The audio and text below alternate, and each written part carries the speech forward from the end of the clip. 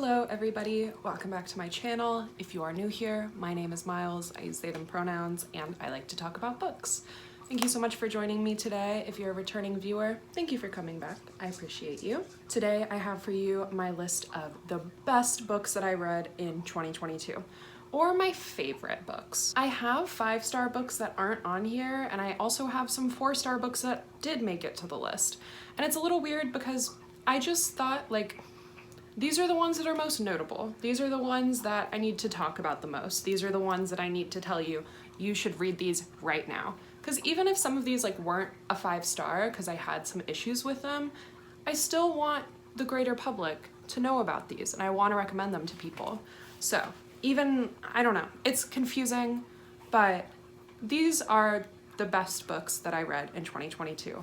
And I want to start off with Amanda LeDuc's Disfigured. In this book, she explores the relationship between disability and fairy tales, and also includes kind of a memoir standpoint as well, so you get all of those different aspects. She talks about growing up with a disability and how she never saw herself in any of the narratives that she was interested in, and talks about just how ingrained this theme of disability and fear of disability is in our culture, and you can see that through folktales. And if you're new to the channel, I'm a disabled person, I'm hard of hearing, and I'm also super interested in folklore and fairy tales. That's what I'm studying in college. So this just combined those perfectly for me. It gave me a great jumping off point when I was really starting to get interested in it. If you're looking to get into disability studies, this is a great place to start because it is very accessible. My only thing is I wanted it to focus more on older fairy tales, and it does focus on a lot of Disney adaptations. But if you're interested in Disney adaptations and things like that, this is even more perfect for you. So, Disfigured by Amanda LeDuc, I really want to read. She has another book called The Centaur's Wife that I'm really interested in. I can't recommend this book enough. One of my new favorites. Next, I want to talk about In the House in the Dark of the Woods by Laird Hunt. And I've read this twice, and my first time reading it, I gave it a 3.5. I was like, this was good, but I don't really understand what happened here. And then I reread it for an independent study I was doing on witches and folklore, and I wrote about all of the folkloric influences in this book. And my second time reading it, tabbed the shit out of it, highlighted the shit out of it. Now it is a 5-star. I find that happens a lot when I reread something for class. I just love it so much more, or if I write a paper about something, I love it so much more because then I get way more into analyzing it and my own interpretations. This is a new fairy tale set in colonial New England following a woman named Goody who gets lost in the middle of the woods. She comes across this strange witch lady in a cottage. Things get really, really weird from there. There's 3 witch figures that I really enjoyed writing about and finding the connections. This is one of those books that I wouldn't recommend it to everybody because it is confusing and it is frustrating and it's very lyrical and kind of just goes all over the place, and you might be really into that, or you might think it's really annoying and a waste of your time. However, I liked this book so much that it had to make it onto my best of the year. Next up is Disability Visibility by Alice Wong, and then a bunch of other authors. This was just such an important book. I did read it in audiobook form, so unfortunately I don't have a list for you of my favorite essays and my favorite stories.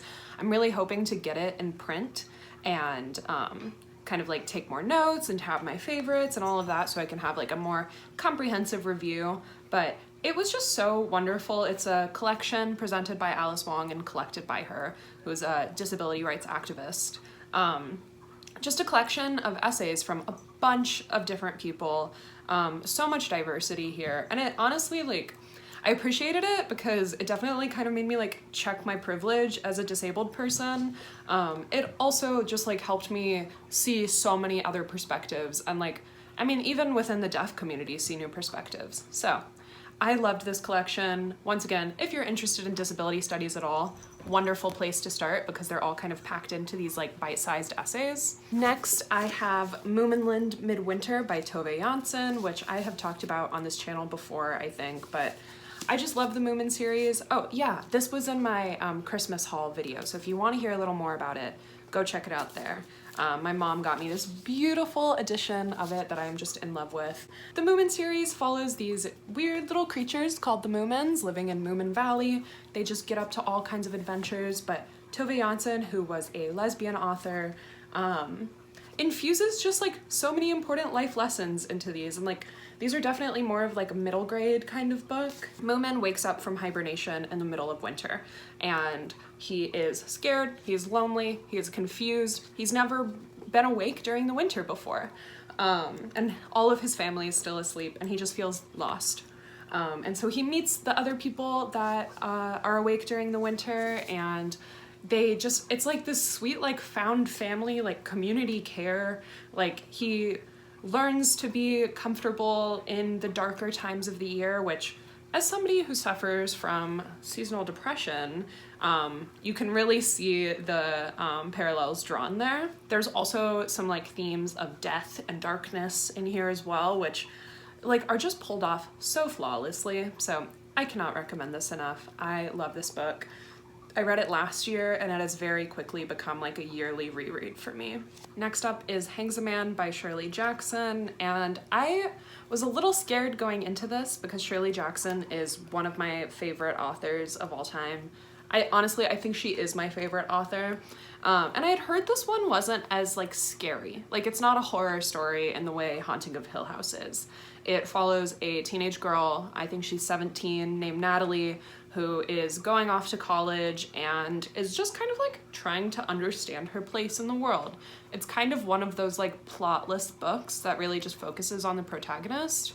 And if you know Shirley Jackson, she writes characters so well, especially this like unwell woman genre that is so popular now. Like honestly, Shirley Jackson did it first. There is an instance of sexual assault in this. It is not like shown on screen though, if you will, but it's very subtle. And honestly, I think in some of the reviews, some of the men who have read it didn't even know that it happened, but it impacts the rest of the book because the rest of the book just follows her having these like complicated relationships with men in college, like with her professors and with her father, and just like her inherent need to please men and just like how fucking miserable that makes her, especially after her sexual assault. It is surreal and uncomfortable in the best way. It feels like a modern book set in the 50s because of just like how accessible Shirley Jackson's writing is. Can't recommend it enough. I love this book. I've read so many things from Shirley Jackson, and I love her so much. Next, I have The Devil Takes You Home by Gabino Iglesias, and this was probably like my most anticipated book of 2022, and I felt so incredibly lucky that Gabino actually sent it to me as an ARC. It was my first ever ARC, and it made me so happy. I felt so special. Gabino Iglesias is one of my favorite authors. His book Coyote Songs is one of my favorite books. It's just fantastic. So I was heavily anticipating this one. It did not disappoint. I loved it so much, but it was not like an enjoyable reading experience in any way. It is super disturbing. Definitely for the more like hardened horror fans out there. It follows a main character named Mario, and his family falls upon hard times, and he decides to make a business deal that is kind of going to change things forever. He is super desperate. His daughter is very sick, like terminally ill. Maybe not terminally ill. They need medical intervention like ASAP, and they can't afford it. He gets fired from his job for all the days he's had to take off taking care of his daughter, who I think is like 6 years old. It's so fucked up. It's a story that happens like way too much in America and in our modern medical system. So you follow Mario in that situation. He decides to take on a seedy job as a hitman and do it once, and then it'll be done. After his first hit, his life just fucking spirals into darkness. It is really upsetting, but it is just so well done, and just such a great depiction on like the failure of the American dream and the failure of the American medical system and like the fucked up places it can take people. And Gabino does such a great blend of, sorry, Addie is jumping around. She's going crazy. Gabino does such a great blend of like the supernatural existing in the real world. Like almost so much that you barely even notice it, where it is just done so well and it's so eerie and unsettling because it is just in this hyper-realistic setting. I really enjoy stories about like normal people who just get wrapped up in something way bigger than themselves. They're really scary to me. So this was a perfect example of that. And once again, thank you so much, Gabino, for sending this to me. I loved this book. Next is In the Dream House by Carmen Maria Machado, and I feel like everyone kind of knows about this book, so I don't want to go into it too much. I think I put it in my fall recommendations video for this year. This follows an abusive lesbian relationship. This is a memoir of Carmen Maria Machado's own experience, but the way it is told is so interesting. It is told in different genres, so sometimes each page is a different genre. So you have like the Dream House as haunted house story, or the Dream House as folklore taxonomy, which was my favorite. And it's just so interesting and so well done. I will warn you though, it is very like messy and painful to read sometimes, especially if you've been through that kind of experience. So take care of yourself. I read this book all in one day, like while I was at work, which was a bad employee moment of me, but whatever. I would like go help people on the floor, immediately come back, read a couple pages, help people on the floor, check somebody out. I was glued to it. Like I was doing anything I could that day to get back to the book. So I can't recommend this enough. I don't want to give away too much more about it, but if you're even slightly interested in it, it is truly worth the hype. I love Carmen Maria Machado, just an amazing author, so definitely would recommend that. Next up is another book that everyone has been talking about, and that is I'm Glad My Mom Died by Jeanette McCurdy. I love a good like complicated grief story, and holy shit, did this deliver. I also like have a very weird connection with Jeanette McCurdy. This sounds like I'm lying, but I promise it's not. My friend's mom in like second grade married Jane Lynch from Glee, and so she moved away to California, and I missed her so much, and they were like, and they knew I was a huge iCarly fan, and if you are a Jane Lynch fan, you know that Jane Lynch played Sam's mom on iCarly. And so they called up me and my mom, and they were like, hey, Jane's gonna be on iCarly, we're gonna fly you guys out to California, and you can meet the cast of iCarly. And I was like, okay. I was like 7 years old. We went to California, went to see with Jane Lynch, met the whole cast of iCarly. I was at the studio for the whole shooting day, like 12 hours. So I've met the whole iCarly cast, and I like played Rock Band with Jeanette McCurdy when I was like a 7-year-old. I doubt that she remembers me at all.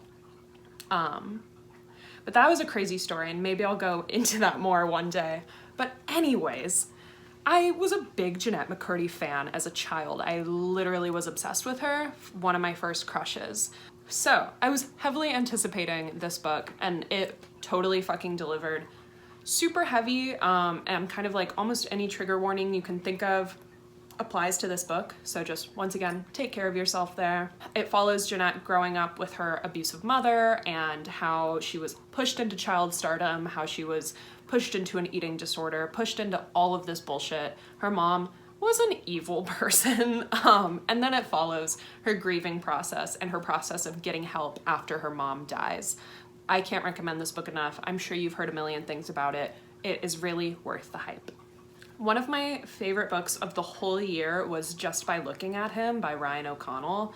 This book was fucking perfect. It was so funny. It just featured like problematic, messy, gay, disabled person, which is like my favorite thing ever. I too am a problematic, gay, messy, disabled person. It follows Elliot, who is a gay man with cerebral palsy. On the outside, it looks like he's living the dream life. He has a supportive, caring boyfriend that is almost a little too caring. He treats him like he's breakable. And he's a successful TV writer on a very successful show that he kind of hates working at. Sorry if the angle has shifted at all. My phone just ran out of storage, so I had to delete some things, but I'm back. I'm talking about Just by Looking at Him. He feels like he has to live up to this idea of like the inspirational, successful disabled person, which as a disabled person, we all feel like we need to live up to that. So he feels like he just has to like accept his life.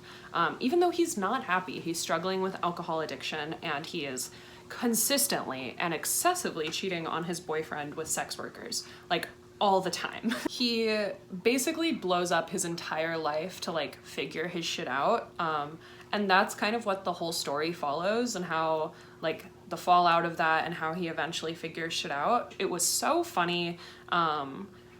It was just wonderful. It was wonderfully gay, disabled. Like, it just celebrated all of that in the perfect way for me. Speaking of messy gay people, I have Dykes to Watch Out For, the complete Dykes to Watch Out For by Alison Bechdel, which was one of my last reads of the year and one of my favorites, like, overall, the whole year. So impactful for me. So I'm opening this just so you can see, like, how much text is in each of these. Like, every page is like that, and this is, like, 400 pages long. This is a fucking tome of comic strips. It's collected from the 80s to the 2000s. Alison Bechdel, you might know her from the Bechdel test. This is the first thing I ever read from her. And this is a lesbian serial. So think like the L Word, but before the L Word. You follow this group of lesbians and just throughout their lives. And this was just so impactful for me. I became like so attached to these characters, and I like cried a lot at the very end of this because I was just so sad that it was over. My favorite character was Lois. I was so obsessed with her. I also loved Ginger, Harriet, Jazana, and Mo. Those were probably all my favorites. If you've read Dykes to Watch Out For, please talk to me about it in the comments, because not enough people have read this, and this is one of the like most recommended books I'm gonna put in this video. Like, please read this right now just so we can talk about it. I loved this so much. It's a huge book, and I read it in a couple days. I was just like glued to it. I could not stop reading. And now I'm a huge Alison Bechdel fan. I just read Fun Home. I read The Secret to Superhuman Strength. Loved it. Fun Home was another 5 stars, but I read it at the beginning of 2023. There were definitely a few like problematic elements of this that were very representative of the lesbian community at the time that this was written. However, like, you know, there were some like a couple like transphobic comments sprinkled in. What I loved about this is that in later issues, Alison Bechdel, sorry for the noise, I live in a dorm room. In later issues, Alison Bechdel like went back and corrected that with other characters, being like, hey, why are you thinking like that? You're being an asshole. And that just showed such great growth. And I just loved that so much. Like, I love the lesbian community. Next, we have We Do What We Do in the Dark by Michelle Hart. And I have described this multiple times as what I wanted Carol to be. I read The Price of Salt or Carol a few years ago, and it just like, I didn't love it. This follows a young woman who gets into a relationship with her college professor, and just like how that works for them, and just like you get earlier in the young woman's life, so you kind of get to see like how she wound up here. And she just becomes obsessed with her. It's very enchanting. Like, you also become obsessed with this much older married woman. And you just get such a great account of like how this love affair defines like the rest of her life. And I just loved it. I honestly don't have too much to say about it. It was just the perfect sexy MILF book that I needed. And if you need a sexy MILF book in your life, check this one out. Next, speaking of messy gay people from earlier, I have Everyone in This Room Will Someday Be Dead by Emily R. Austin. And this follows a death-obsessed lesbian, just like me for real, named Gilda, who is super anxious and just kind of miserable.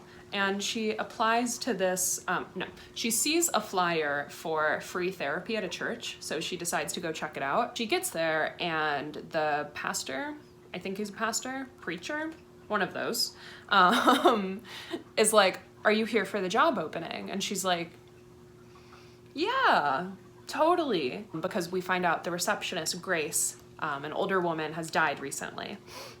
And she takes the job, and the rest of it just follows her on this like messy ass time of like trying to hide her job from her new girlfriend and her new girlfriend from her job. And then you find out that Grace, the previous receptionist, like died under kind of interesting circumstances that like maybe were something bad happened to her, and Gilda has been impersonating Grace in emails because she doesn't want to tell Grace's friend that she died, and it's so crazy, it's so messy, so relatable. I just loved this book, and if you love the good old like unwell woman, this is for you. Next is, of course, the new Taylor Jenkins read, Carrie Soto is Back. And you've probably heard about this book, so I won't get too far into it, but it follows Carrie Soto, and she is like well known as the best tennis player in the world. She has like 20 Grand Slam titles or something like that. We follow her as she's growing up and as she gets into the sport, so we get this like very close connection with her. And the thing that a lot of people don't like about this book is that she's a bitch. Like, Carrie Soto is kind of the worst, and I really like her because we get to see how that happens, and like, she is not as privileged as these other kids. Like, she had to work for where she is now. So she's super competitive. She's definitely an Aries. She's fucking crazy. So a lot of people don't like that, and a lot of people also don't like the sheer amount of tennis gameplay that is in this, which I understand, but I really enjoyed it. I thought it was really fun. She has like all of these Grand Slam titles, and she eventually retires because she's in like her mid-30s, and in sports that is super old. And then her record is broken by another player named Nikki Chan, and she decides at like 38 years old to come out of retirement and get her record back. Carrie Soto is back. I would totally recommend this book. It was a great summer read. Like, that's what it's perfect for. And of course, it was Taylor Jenkins Reid. How can you not love it? Definitely like one of my favorite Taylor Jenkins Reid books. Okay, another one of my absolute favorites of the year was True Biz by Sarah Novick. This follows a cast of characters that are all connected to the River Valley High School for the Deaf. And it is just so wonderful. It just showed such a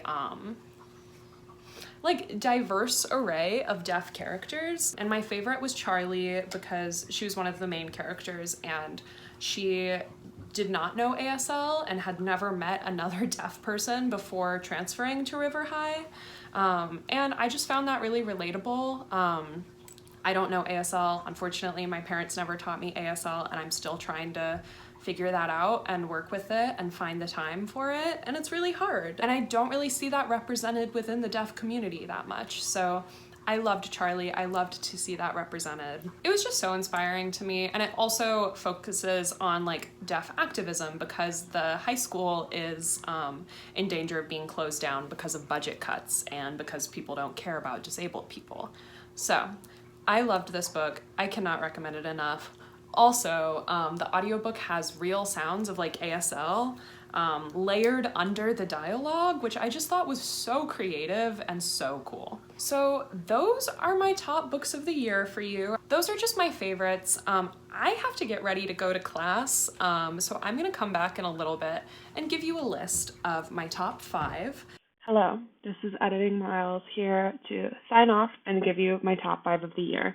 I don't think I'm going to give them in any special order, so I'm sorry about that. I know that's probably what some people want, but I had a really good reading year this year, and all of my top 5 are very, very close together in how much that I love them, so it's really hard to sort them out like that. So, drum roll, my top 5 of the year.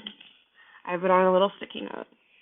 In the Dream House by Carmen Maria Machado, Hangs a Man by Shirley Jackson, True Biz by Sarah Novick, Just by Looking at Him by Ryan O'Connell, and Dykes to Watch Out For by Alison Bechtel.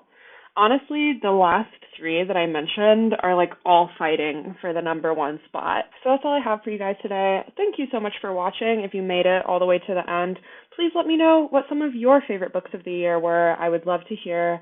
I am making a Worst Books of 2022 video as well. That'll be coming out soon.